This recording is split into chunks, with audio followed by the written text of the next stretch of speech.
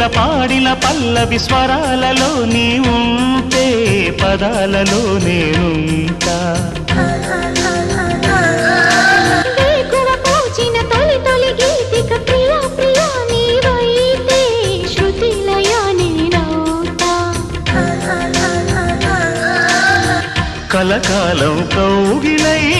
నేనే చేరుకోని కనురెప్పల నీడలో